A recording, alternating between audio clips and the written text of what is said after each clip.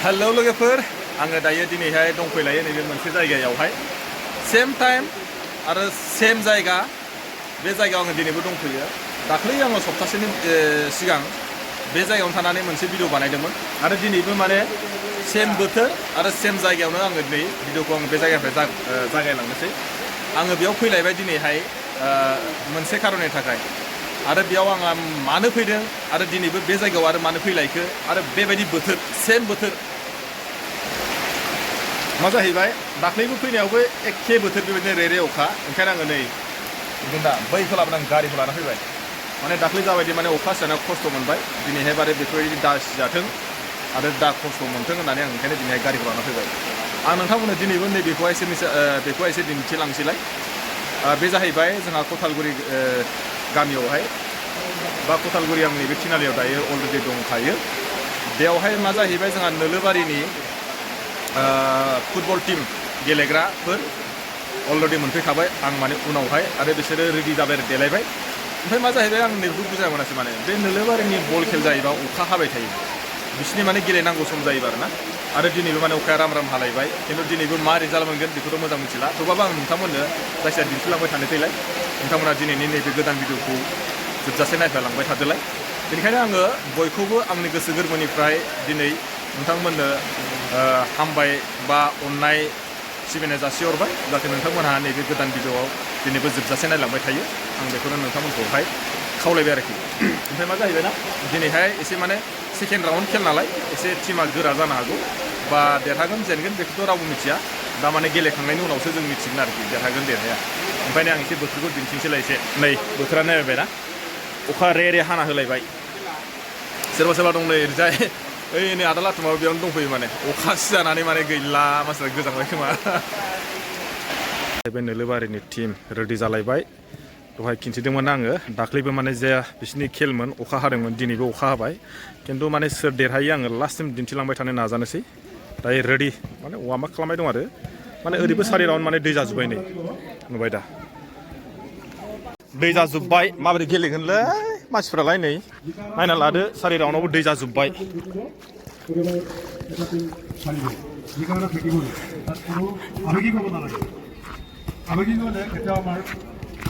दाख्लैबोथ' दैलाय फंबायमोन दिनैबो दै ना माथो माबोरै नोंसिनि खेलावलाय दै दैसो माथो सोरजों नोंसिना दिनै खेला बड'टि आदसा थाग्रा नामा नोंसिना नोंसिनाव थाग्रा ना दिनै गरबेसेयाव गरबा दाख्लै गरबेसेमोनलाय दाख्लै गरब्रै गरसे दिनै गरबा नायसै नङा होमबा जोबजासिम दिनै गरबेसे আজি কিমান গ'ল খেলা দিন আচ্ছা দিনে গরবেছে গরবেছে কিমান গোল কিমান গোল হ্যাঁ 2 গোল আচ্ছা फंबाय गरबेसे दिनै ओमफ्राय दाख्लैबोथ' बिराद अखा हादोंमोनलै नोंसोर खेलाव दिनैबो ना नोंसोर मा सानो बेखौहाय बोथोरखौहाय दा बोथोरखौ मा सानो नोंसोर दाख्लैबोथ' खेलाव अखा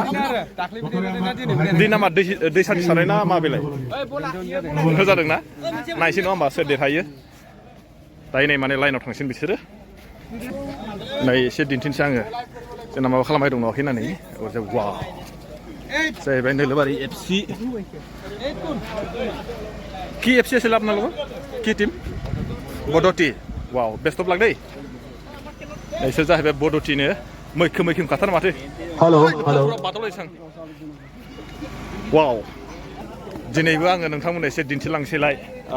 जायगानि खेल नालाय थानो हाया गोसोआ माने बोरैबा मोनबाय थायो ओंखायनो फैलायबाय दिनैबो सोर माने गरबेसे जायो माने खेलाथ' जाहैबाय माने खाथि जाहैबाय नोलोबारि एफसि लोगोसे बड'टि आरो नोलोबारि माने एकदम लागा लागि होनजासै आरो ओंखायनो नोंथांमोनाबो जोबजासे नायफानो थाखाय आं नोंथांमोनखौ खावलायबाय जाहाथे अब्लासो माने नोंथांमोनाबो बुजिगोन सोर बेसेबां गल जायो आरो सोर मा जायो आं बेखौबो नोंथांमोननो दिन्थिलांबाय थानो नाजानोसै आरो नोंथांमोना थांफाबाय थादों दे चलो बिदिबा जोङो खेलखौहाय नायलांदिनि नै सोर देरहायो सोर गरबेसे जायो थ' नायलांसै जों दायो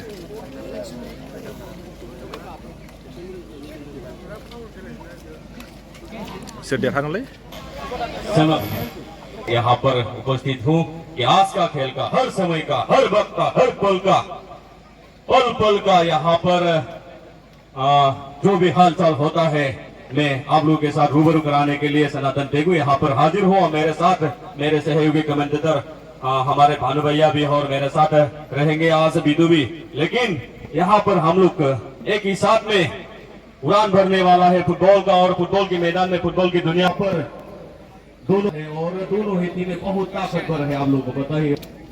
और इनसे भी जागाजेनबाय खेलाया नहीं, माफ कीजिएगा, यहाँ पर किकऑफ ले लिया है अन्ना एफसी, और अन्ना एफसी के खूबसूरत और यहाँ पर मौका बहुत कम समय में फ्री, और यहाँ पर नाचो द्वारा एक बड़ा अटैक करने की कोशिश देखने होंगे। पिछले मैच में 11 नंबर पर खेले थे और 3 गोल दागे थे यहाँ पर, माफ कीजिएगा 2 गोल दागे थे यहाँ पर, आप हीरो बन गए थे पिछले मैच में। आज देखना होगा आप कहाँ तक पहुंचते हैं।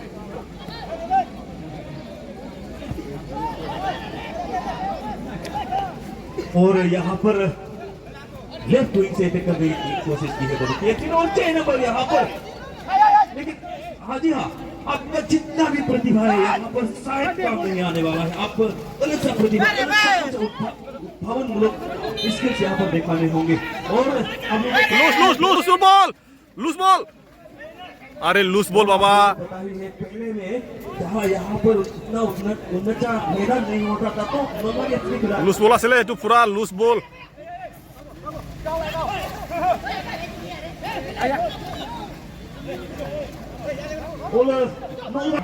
फिर भी बहुत ही अच्छी का खिलाड़ी कम नजर आ रहा है, मैन टू मैन नहीं हो रहे हैं। मैन टू मैन होने के लिए वहां पर आपका पास समान तरीके से खिलाड़ी होना चाहिए। और क्या भरा खेल होने वाला था यहाँ पर, अगर ये मैदान में पानी और कीचड़ रिसेप्शन किया। और देखने होंगे यहाँ पर अभी भी दोनों टीमों के साथ खतरा तो कम है, लेकिन दोनों की टीमों के पास है, दोनों ही जगह पर दोनों ने किक ली है अभी तक, और अटैक करने की कोशिश की हो पानी के चलते यहाँ पर प्रतिभा के पानी में सक्षम नहीं हो पा रहा है। और यहाँ पर फुटबॉल का मैदान, फुटबॉल का खेल, और बीच का समय में भारी बारिश देके मैदान को गीला कर दिया, और जब खेलने का समय आया है तो और उसके लिए आपको अपना साथी बहुत बढ़िया हो रहे हैं। फिर एक बार रेफरी प्रभावित नहीं हो रही है, यहाँ पर खिलाड़ी रुक गया है ना, चेक कर रहा था, लेफ्ट विंग चेक कर रहा था और बार चेक कर रहा था वो इसका बराबर बाय बाय खेला जोबोद इन्टारेस्टिं मा जाहैबाय नोलोबारि आर'नाइ एफसिया गरसे आरो बरथिया गरसे बराबर गरसे गरसे जाबाय खिन्थु बिराद डेन्जार माने आं दहायनो बुंखादों दैनि थाखाय खेलाया एसे इन्टारेस्टिं जायाबो जानो हागौ बा सोरबा गाइलबो जानो हागौ होननानै दहायनो बुंखादोंमोन माने दैनि थाखाय बिराद प्रब्लेम माने रावबो बेयाव नोङो रिस्क लानानै गेलेनो हाया सोर देरहागोन सोर जेनगोन मुथते बेयाव रावबो रिस्क लानानै बुंनोबो हाया बा गेलेनोबो हाया दायो मा जाहैबाय हाफ टाइम जायैनि सिगां गरसे गरसे जाबाय दै आरोबाव दायो हाफ टाइम जानायनि उनाव आरो गरसे गरसे जाबावगोन बेखौ मिथिला जायखिया थांबाय थांबाय आपको। और क्या कर सकता है यहाँ पर दिया था, लेकिन में नौलबारी के नाम पर उन्होंने एक गेम खेला था। यहाँ पर इसको भाग पाते कहाँ बॉल भेज सकते कीपर आजा खेलेना कीपर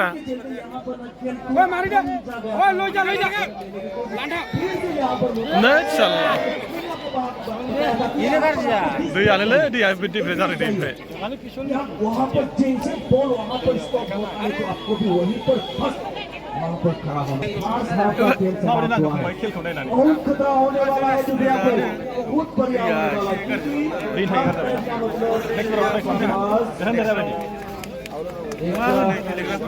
ये दा दैनि थाखायथ' ओरैबो रावबोथ' रिस्क लानो हाला नालाय बे बिथांमोना मेंना फैबाय दैया प्रब्लेम जादों बिरादनो गरनै गरसे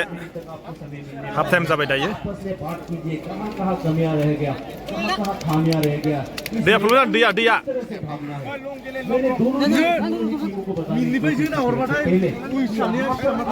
उस तरीके से मत खेले जिस तरीके से आप पहले खेला करते थे, और बहुत बढ़िया लगा हर किसी को धन समाप्त कर सके। और यहाँ पर मेरे पास এনেকুৱা ফুটবল খেলিছিলেন না নাই আগতেতো আমি ইমানকৈ খেলা নাছিলোঁ, কিন্তু খেলি থকা দেখিছিলোঁ আৰু। আচ্ছা আচ্ছা তেতিয়াতো বহুত বঢ়িয়াকৈ ইয়াত খেলিছিলে কোঠালগুৰি ফিল্ডতে আচ্ছা আচ্ছা এতিয়া এনেকুৱা হৈ পোৱা নাছিলে বোকা আছিলে বোকা আছিলে বোকাতে ইয়াতে বল খেলিছিলে এই বৰতী হৰিয়নী নলবাৰী গোটেই বৰলা হিনকুল কৰি মিংমা হাঞ্চলিকৰ মানুহে ইয়াত বল খেলিছিলে আচ্ছা আচ্ছা বহুত বঢ়িয়াকৈ খেলি গৈছে ইয়াত আজিৰ খেলটো চাওঁ মানে বহুত তাতোতকৈ উন্নত ধৰণৰ খেল হৈছে মানে আচ্ছা আচ্ছা সেইকাৰণে আমি চাইখিনিও ভাল লাগিছোঁ আৰু দৰ্শকে বহুত হাইছে বহুত ভিৰ হৈছে মানে সেইকাৰণে কথা এই ফিল্ডখন মানে ভৱিষ্যতে ভাল হ'ব বুলি মই আশা কৰিছোঁ আজি খেলটো চাই কেনেকুৱা লাগিছে আপুনি? আজি খেলটো চাই কিনিতো বহুত বঢ়িয়া লাগিছে কাৰণ এনেকুৱা খেল আমি চাইছোঁ ইণ্টাৰনেশ্যনেল খেলৰ নিচিনা হৈছে আচ্ছা আচ্ছা খেলটো এতিয়া যে কোনোবা মানে 2 গ'ল খালে কোনোবা 1 গ'ল খাই আছে এইটো ক্ষেত্ৰত আপুনি কি ক'ব বিচাৰে নাই এইটোৰ ক্ষেত্ৰতো টিম খেলটোতো সমানেই হৈ আছে কিন্তু কোনোবা এজনেতো গ'লটো খাবই গ'লটো খাব কিন্তু গ'লটো খালেতো খেলটো বঢ়িয়া হৈ আছে এতিয়ালৈকে দেখিবলৈ ভাল হৈ আছে হৈছে ন আপোনাৰ সেইকাৰণে মই দুইটা টিমক মানে ধন্যবাদ জনাইছোঁ আচ্ছা आच्छा ठीक আছে गोजोननाय थाबाय मा जाहैबाय खेलखौथ' जोङो बिराद नायबाय नायनाया मा जाहैबाय दिनैनि खेल जेननाया जाहैगोन माने जेसेबांखिनि खेल बेयाव जेनगोनहाय बे दिनै जेनेबा आर'नायानो जेन बा सोरबा नैबे बद'थियानो जेन बे जेनेबा माने नैबे दैनि थाखाय बे खेला जेननाय जागोन आरोखि मानो होनना बुंबा दहाय नाम बुंखादों माने खेला जिमानखिनि माने ओरैबायदि दै दङ बे खेत्रआवहाय मा जाहैबाय बे खेत्रआव जाहैबाय माने मा दैनि थाखाय बेबायदि जागोन आरोखि जेसेबांखिनि खेल जिमानखिनि खेला मोजां जादोंमोन थेवबो माने जाबायदि पासिं खालामनांगौ बेबायदि पासिं खालामनो हायाखै दैनि थाखाय आरोखि ओमफ्राय आङो एसे नायनानै लादों नोंथांमोना मानसिफ्रा माबायदि मानसि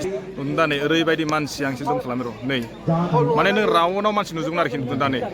ओरैबायदि खिन्थु नलबारिया गरनै गरसे जाना दङ दायो खिन्थु टाइमाबोथ' बारा गैला बेजों लोगोसे थेवबाबो नै नुदोंना नै मानसियानो मानसि माने जायखिया आङो लास्टसिम नोंथांमोननो दिन्थिनो थांबाय थानोसै सोर देरहागोन सोर देरहायासै थेवबाबो माने गेलेनायखौ लाबाय थाबाथ' खेला गोबाव जागोनथ' माने टाइम भिडिअ गोलाव जागोन बेखायनो आं माने सर्ट लादों आरोखि माने आङो मोजां टाइमखौ लास्लाबनो हादिया माने सोर गल सोनाय मा सोनाय थेवब्लाबो माने दायो नोलोबारिया गरनै जाना दङ ओमफ्राय बर'थिया गरनै सोनानै दोनदों आरोखि बिनि बेलायाव नायोबा दा माने टाइमाबो बारा गैला बिनि बेलायाव आं नायनानै नुबाय माने नोलोबारिया एसे जेननायनि लाइनाव दं आरोखि थेवबाबो माने टाइमखौ एसे नायबावसै नङाबा माने सोर बेसेबां आरो गल सोनो हाबावो माने गल सोनोथ' बारा टाइम नाङा नालाय थेवबाबो नायसै नङा होमबा सोर देरहायो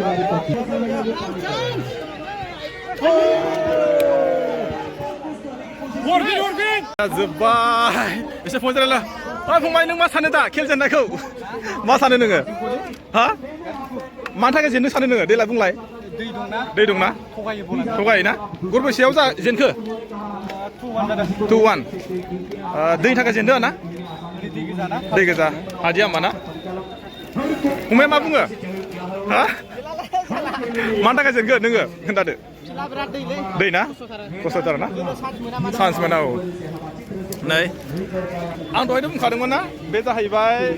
फिल्डआ गाज्रि दैनि थाखाय नोलोबारिया दिनैहाय गरनै आरो गरसेयाव जेनबाय आं दहायनो बुंखादों जेनबाबो माने दैनि थाखाय जेनगोन फिल्डआ ओरैबायदि माने दै गोजा नुदों ना गासिबो माबायाव दै गोजा ओंखायनो माने जेसेबांखिनि होयो बा मायो नों हाजारखि पास गेले गावनि गोसो बायदि पास गेलेबा मोजाङैनो पास हो थेवबाबो माने बला खारा बेखौनो आं दिनैहाय नोंथांमोननो दिन्थिबाय नोंथांमोना नायनानै माबायदि मोनो नङा होमबा कमेन्ट बक्सआव लिरनानै हरदो माने दिनैहाय जोंहा नैबे नोलोबारि आर'नाइ एफसिया गरनै ओमफ्राय ओरैजाय गरसे माने गरसेयाव जेनबाय आरोखि माने बद'थिजोंहाय ओमफ्राय आरो मा बुंबावनो नङा होमबा नोंथांमोना नायनानै माबायदि मोनखो मोजां मोनदोंबा हाजासे लाइक आरो शेयार खालामना होदो आरो सोरबाफ्रा जुदि माबा मोनसे जुदि कमेन्ट बुंनांगौ दंब्ला कमेन्ट बक्सआव मोजाङै लिरनानै हरबानो जाबाय आं दिनैहाय बेखौनो नोंथांमोननो दिन्थिबाय मोजां मोनदोंबा हाजासे लाइक आरो शेयार खालामना होदो ओमफ्राय आं ओरैजाय एसे माबाजों एसे रायलायनो र' बे कमिटिनि मानसि नामाथाय आं एसे रायलायनो नाजानि আপুনি কমিটিৰ মানুহ নেকি আজি খেলটো চাই কেনেকুৱা লাগিলে আপুনি ভাল লাগিলে কোনে জিকিলে বদতি আপুনি মানে ফিল্ডটো কেনেকুৱা লাগিছে আজি ফিল্ডটো পানীৰ কাৰণে প্ৰব্লেম খেলটো কেনেকুৱা লাগিল খেল কিন্তু দুই দলৰে বঢ়িয়া আচ্ছা মানে আপোনাৰ মানে কমিটি হিচাপে আপুনি আজি খেল আৰু আগৰ খেলটো চাই কেনেকুৱা লাগিছে আজিৰ খেলটো আগৰ খেল আৰু ইয়াৰ আগৰ খেল এটা ভাল হৈছিল এনেকুৱা সেম যোৱাকালিৰ খেলো ইমান বেয়া নহয় আচ্ছা খেল বঢ়িয়া লাগিছে ন ঠিক আছে गोजोननाय थाबाय बे जाहैबाय कमिटिनि मानसिया खिन्थु मैयानि खेलाबो मोजांनो बेखायनो आं नोंथांमोननो बेखौनो दिनै खोन्थाबाय